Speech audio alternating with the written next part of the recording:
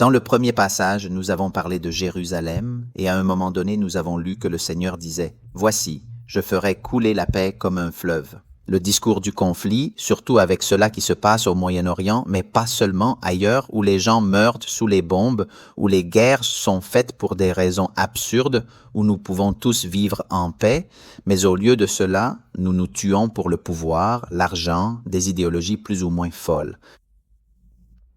Face à la violence et au conflit, les cris de colère et de désespoir surgissent presque spontanément, et ce cri s'élève devant Dieu comme s'il était la source de nos troubles, ou comme s'il était cyniquement désintéressé par nous. Cependant, le problème est que nous, les êtres humains, croyons que nous pouvons construire la paix seuls, en nous appuyant uniquement sur nos stratégies. Souvent, la paix n'est pas pour tout le monde. Eh bien, les gens pensent ridiculement qu'ils peuvent y arriver en augmentant leurs dépenses militaires ou en larguant des bombes, ce qui ne fait qu'alimenter plus de haine. C'est de la vengeance. Cela peut paraître absurde, mais nous pensons que c'est ainsi que la paix est établie. Cependant, la vraie paix vient de Dieu et nous devons la puiser de lui. Elle coule comme un ruisseau dans l'histoire de l'humanité, mais souvent nous ne la tirons pas. Elle coule et passe. Dans l'Évangile, Jésus nous révèle le chemin de la paix.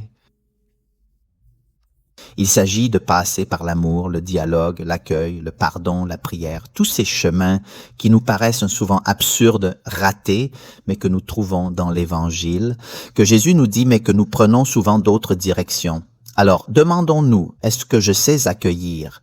La paix que Jésus enseigne et que Jésus donne suffit à la comprendre, et un peu de paix divine peut être compris en regardant notre vie quotidienne, nos paroles, nos choix, nos actions. Si nous recevons un peu de la paix de Dieu dans notre vie, si nous comprenons le message de paix de l'Évangile, alors la paix de Dieu doit être interceptée, mais en même temps elle doit être donnée. Nous sommes donc venus à l'Évangile d'aujourd'hui où Jésus a envoyé ses disciples pour apporter la paix, et je vous lis ce passage.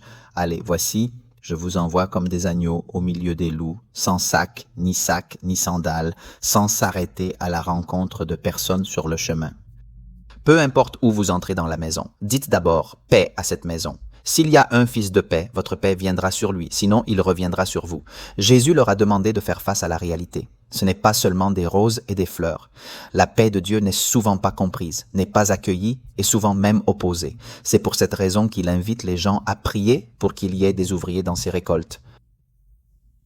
Il ne s'agit pas seulement de prier pour les vocations sacerdotales et religieuses d'une importance absolue, mais il faut prier pour qu'il y ait toujours quelqu'un disposé à accueillir la paix que Dieu nous donne, à la faire germer, mais aussi pour que quelqu'un prenne le temps de la répandre, parce que la paix est un don qui peut être répandu, accueilli et donné, une présence qui nous est donnée dans les circonstances dans lesquelles nous vivons.